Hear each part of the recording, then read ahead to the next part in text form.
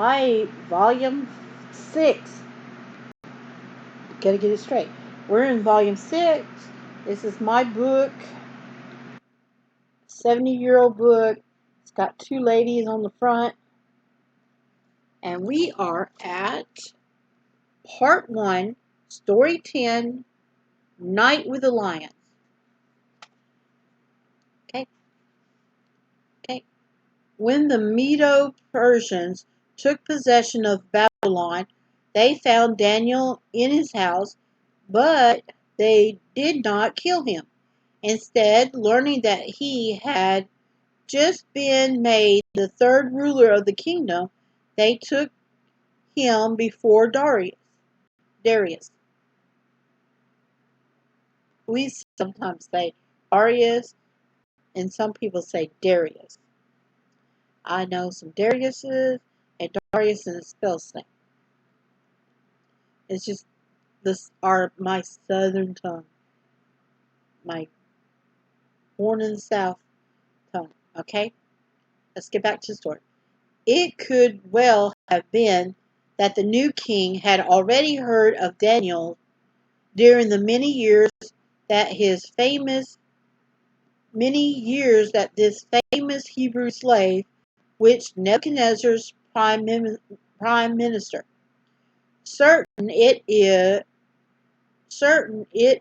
that as they talked together, the old man made a deep impression upon Darius.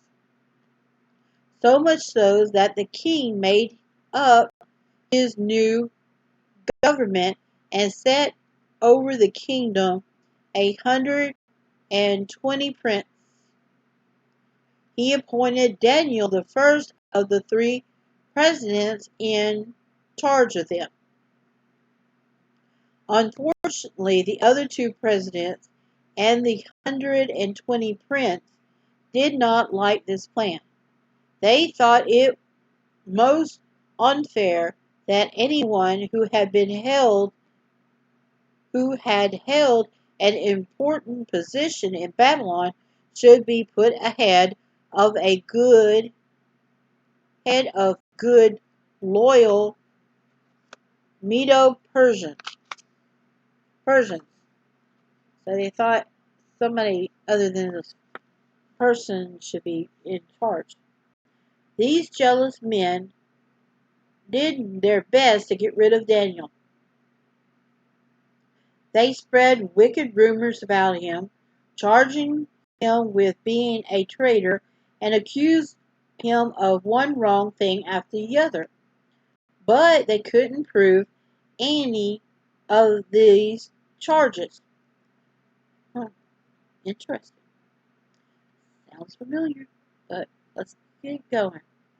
Every time they tried to build up a case against him, it collapsed.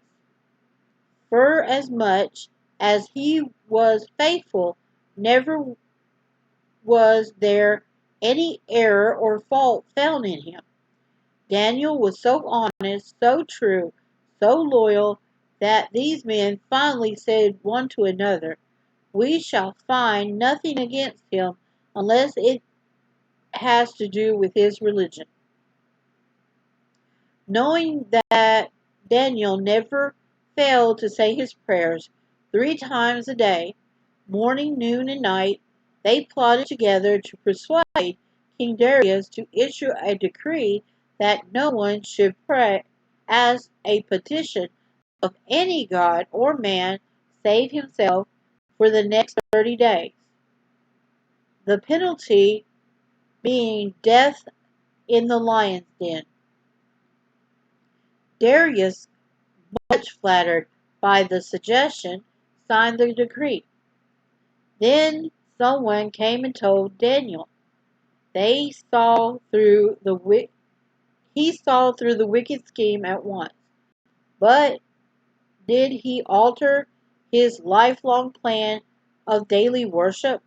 Did he decide to give up saying his prayers so that whispers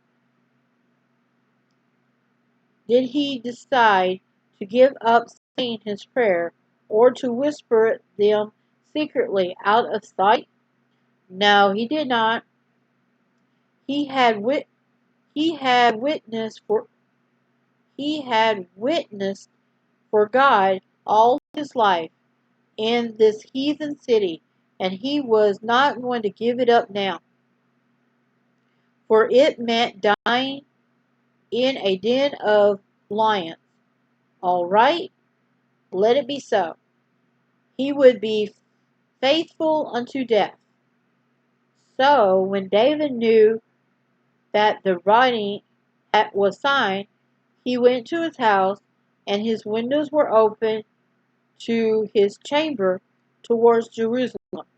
He knelt upon his knees 3 times a day, and prayed, and gave thanks before God of as he did aforetime.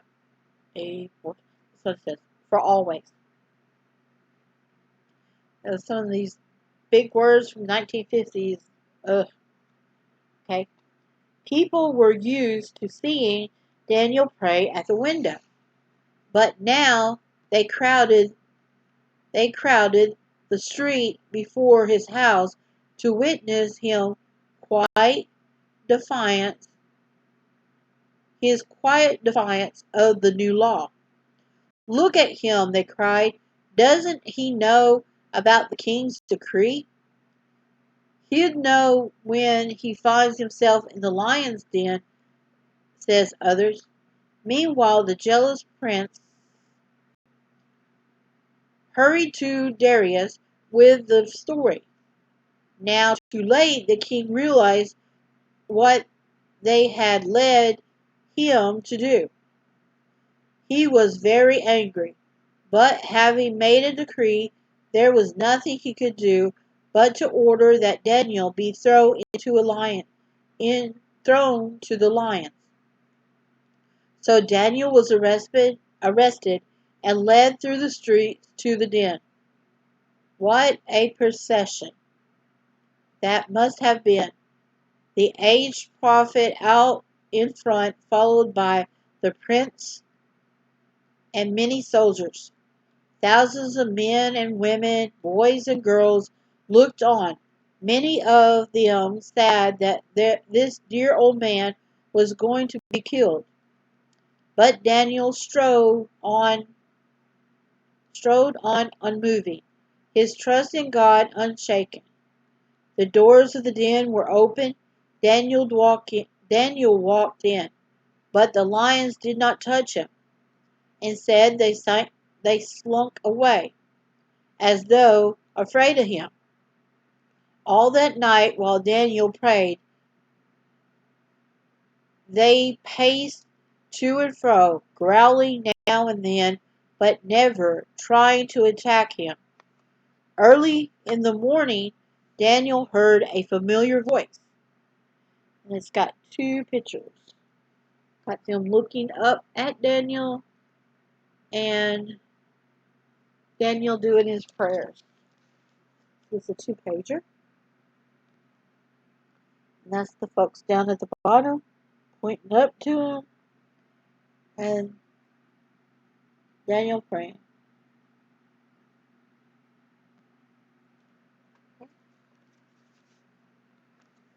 Early in the morning, Daniel heard a familiar voice calling him from outside the den.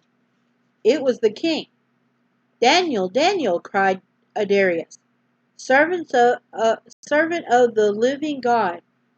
Is thy God, whom thou servest continually, able to deliver thee from the lions? Oh, yes, indeed. Well and able. Oh, yes, indeed. Well able, said Daniel. My God hath sent his angel, and hath shut the lions' mouth, that they have not hurt me. The king was the king exceedingly glad for him, and commanded that they should take Daniel up out of the den. And then a pause. No, and no matter of hurt was found upon him, because he believed in his God. Some may say that the lions did not touch Daniel because they weren't hungry. Oh, but they were. When those who have found fault with Daniel were put in his place, there, there was a terrible scene. The lions pounced on them at once, breaking all their bones in pieces before they reached the bottom of the den. King Darius was so impressed by what had happened that night that he sent a special message to everybody in his kingdom, saying, I make a decree that in every dominion of my kingdom men tremble and fear before the God of Daniel, for he is the living God and steadfast forever. He delivereth and rescue, rescueth, and he worketh signs and wonders in heaven and in earth, who hath delivered Daniel from the power of the lions.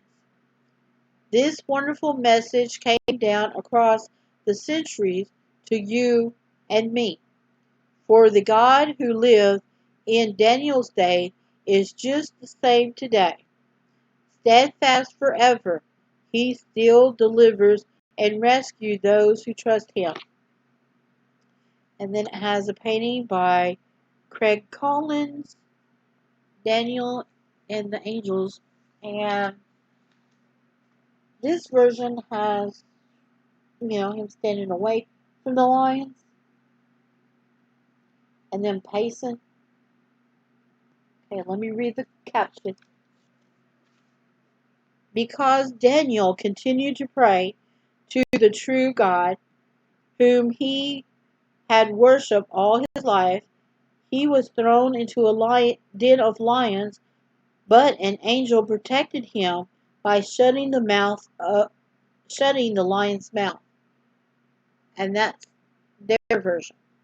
Now, I do have a version, and it's just mine, because I kind of like cats. I think that Daniel sat down, and a cub came and got in his lap, and he petted the cat. I mean, that's just my version in the head. I mean, all the other lions, and then the little kitten was getting pet, or the little cub was being petted, and he got to play with them. That some of the bigger cats wanted to get petted, and so a big daddy lion was right beside him, so he got to scratch his head. I mean, this is just my version, and I got a version that's modern that I did. Um, you can look it up. It looks kind of weird, but I meant for it to be weird. It has the lion, and then the one is really close to Daniel's face, and then the angel behind, and the angel's going like this, but it's all just line drawing. Okay, that's just me. I'm just a weird person. And my version of Daniel and Lions is a little different from everybody else. Okay, that was the end of part 1, story 10. So, of course, it's a break. And I'm going to break before I start the new one. I'll see you in a bit.